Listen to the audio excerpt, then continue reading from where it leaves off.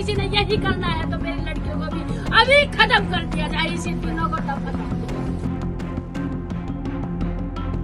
ये चीख एक माँ के दिल से निकल रही है, जो जमाने से ये कह रही है कि अगर बेटियों को ससुराल में जाकर मारना ही है तो अभी शादी से पहले ही हत्या कर दो, क्योंकि वर्षों से यही होता चला आ रहा है। लाड प्यार से पली बड़ी बेटी की जिंदगी अक्सर ससुराल में जाकर नरक हो जाती है। कभी दहेज के नाम पर तो कभी औलाद के नाम पर उसे सताया जाता है। ऐसा ही कुछ करनाल के उचानी गांव में देखने को मिला, जहां एक बेटी ने ससुरालियों के जुल्मों से तंग आकर अपने मायके में जान दे दी।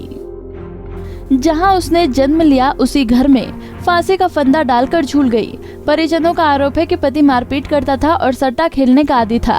घर में इस कदर कलेश रहता था कि वो मायके आकर रहने लगी थी।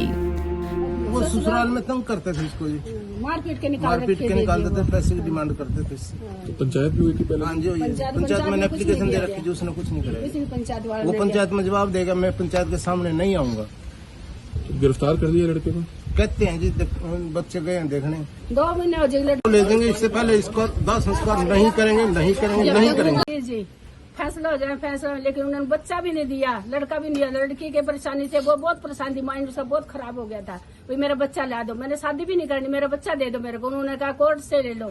हमने 2 महीने 2.5 महीने, आज लड़की का इतनी टेंशन हो रही थी, उसने तो हमारे साथ ही बात नहीं करी। आराम से मेरे को आराम से बैठने दो। हम उसके पास भी गए, उसने कहा मेरे को थोड़ी देर रेस्ट करने दो, आराम करने दो मेरे पंखे के नीचे। मैंने कहा चल कोई नहीं, इतनी देर में तो उसने अपना। मृतका का नाम पारुल है, जिसकी शादी 5 साल पहले करनाल के रहने वाले रविंद्र कुमार के साथ हुई थी। मृतका के परिजनों के मुताबिक शादी के बाद से अब तक ससुराल वाले किसी न किसी वजह से घर से निकाल देते थे, जिसके बाद पंचायत में फैसला कर उसे वापस छोड़कर आते थे। मगर इस बार तो हद हो गई। ससुराल वालों ने बदचलन होने का आरोप लगाकर पारुल को घर से निकाल दिया और 4 साल के बेटे से मिलने भी नहीं दिया। उसकी डेड बॉडी यहाँ से नहीं लेके जाएंगे। हाँ जी, मैं उसकी बहन तो हूँ। बताया उन्होंने क्या तंग करते थे, वो क्या परेशान करते थे? पैसों की डिमांड करते थे, दहेज मांगते थे। हमसे भी 2 लाख रुपए लेके गया था वो, उसके घर वाला कैश लेके गया था। जब हमने अपने पैसों की डिमांड की तो फिर दुश्मन बना लिया सारे, उस पर इल्जाम लगाने शुरू कर दिए, बदचलन साबित कर दिया उसको। शादी हुई थी ना, 1 साल बाद ही मतलब जो उसका घर वाला था ना, जुए सट्टे खेलता था, उससे बहुत ज्यादा परेशान थी। घर में बाप बेटे की भी नहीं बनती थी, सासू बहू की भी नहीं बनती थी।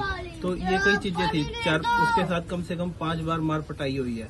तो अब न फिर भी वो 1-2 बार समझा के हम उसको छोड़ आए थे। लास्ट टाइम कुछ ज्यादा ही हो गया था, हम उसको अपने साथ ले आए थे। तो हमने उनकी कम से कम 1 महीना वेट करी है कि भाई चलो फोन कर लेंगे, थोड़ी सुलह हो जाएगी। उसकी एफआईआर इसलिए नहीं कराई थी भाई कल को अगर बात बढ़ जाए तो फिर खटास बढ़ जाती है, इसलिए।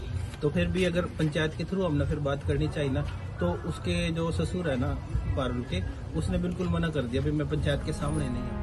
जानकारी के मुताबिक पारुल का पति रविंद्र सट्टा खेलता था और पैसों के लिए लगातार उसे परेशान करता था। 16 जनवरी को अचानक ससुराल से फोन आया और फिर पारुल को घर से निकाल दिया। घर में सास बहू के बीच झगड़ा होता था, ससुर और रविंद्र की भी नहीं बनती थी। ऐसे में कलेश में घिरी पारुल वहाँ भी परेशान रहती थी। इधर मामले की सूचना मिलने पर पुलिस की टीम मौके पर पहुंची और शव को कब्जे में लेकर पोस्टमार्टम के लिए भेज दिया।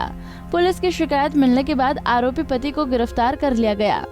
गांव से इन्फॉर्मेशन मिली थी, आरती और पारुल जिसकी 2017 में शादी हुई थी, अपने मायके में कल उसने सुसाइड कर लिया।